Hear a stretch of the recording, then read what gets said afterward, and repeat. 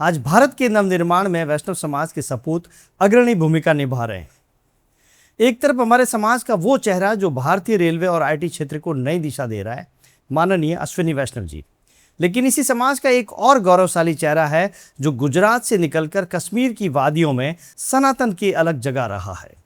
मैं बात कर रहा हूं मेरे बड़े भ्राता, गुजरात के प्रसिद्ध उद्योगपति और भारतीय सद्भावना मंच गुजरात प्रदेश अध्यक्ष श्री चंदन कपूर दास जी वैष्णव की।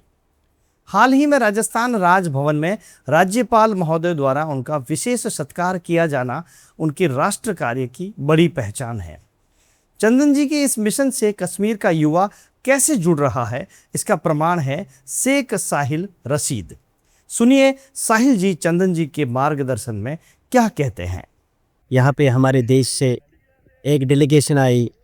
हम भारतीय सद्भावना मंच आरएसएस के कार्यकर्ताओं को संबोधित करने के लिए चंदन सर ने मात्र 30 मिनट के भीतर मेरे साथ बात करते करते ऐसा मार्गदर्शन मुझे दिया जो मेरे पूरे सियासी यात्रा में किसी भी नेता या अभिनेता से नहीं मिला।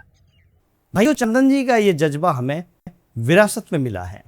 हमारे पूज्य पिता श्री कपूर दास जी वैष्णव जो एक सरकारी स्कूल में शिक्षक हैं, उन्होंने हमें सिखाया कि शिक्षा और संस्कार ही समाज की असली नींव है। एक शिक्षक के पुत्र ने जब अपनी मेहनत से व्यापार में सफलता पाई तो उन्होंने उसे केवल धन तक सीमित नहीं रखा, बल्कि समाज और देश सेवा में लगा दिया। चंदन जी ने साहिल रशीद जी के कश्मीर की सबसे बड़ी समस्या नशे से लड़ने और शिक्षा के महत्व का विजन दिया। साहिल जी आज वहां युवाओं को नशा मुक्ति के मार्ग पर ला रहे हैं। देखिए साहिल जी ने कश्मीर के विकास पर क्या कहा।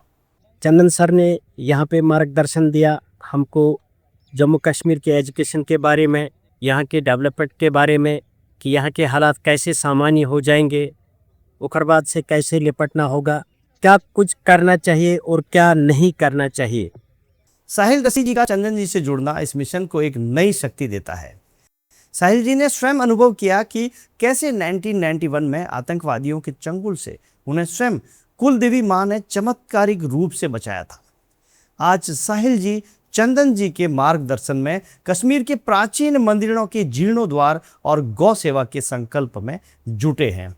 ये किसी चमत्कार से कम नहीं है कि कश्मीर का एक युवा आज सनातन की रक्षा के लिए खड़ा है।